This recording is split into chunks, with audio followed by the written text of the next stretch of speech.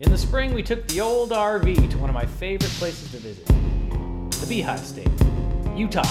Give me two. Vast and diverse, packed with Mormons, this place offers some of the craziest terrain anywhere in the world.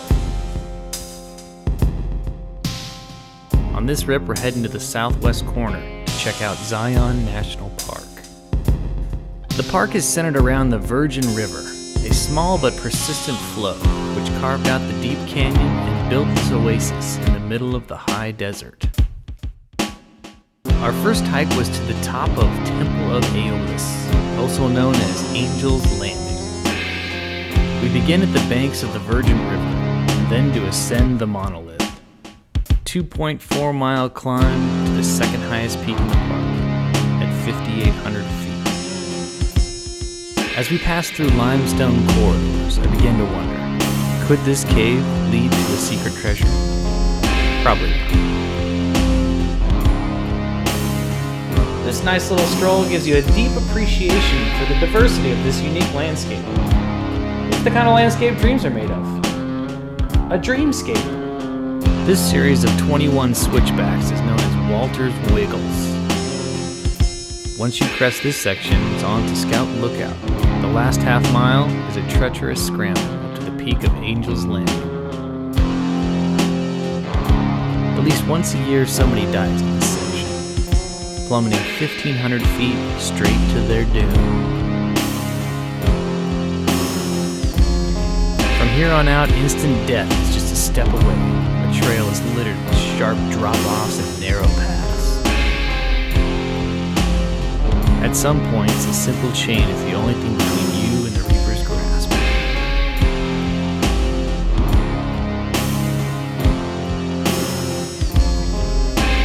King of the mountain,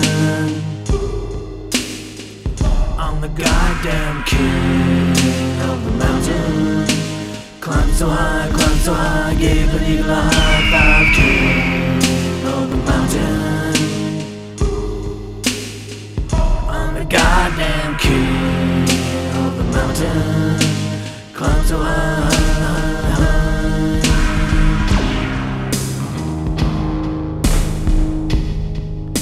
From the peak, we get a great view to the entrance of our next hike, the Zion Narrows.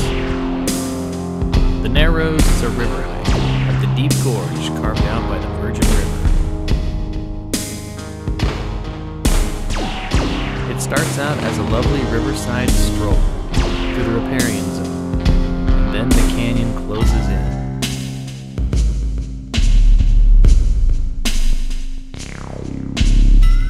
Better bring your river shoes because you're about to get dipped. Even in the heart of the summer, this water's as cold as a Christmas ice beast. The gorge narrows to as little as 15 feet wide at some points. Like any popular hike, it starts out pretty crowded, but as you continue on, you'll get a few sections to yourself.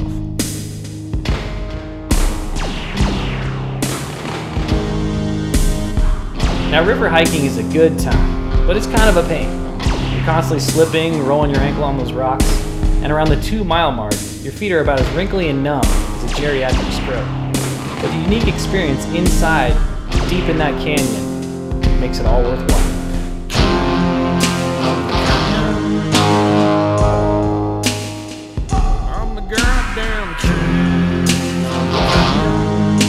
I tread so far, I tread so deep until the wilderness is to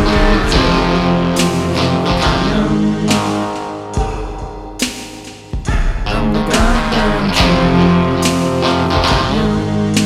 I tread so far.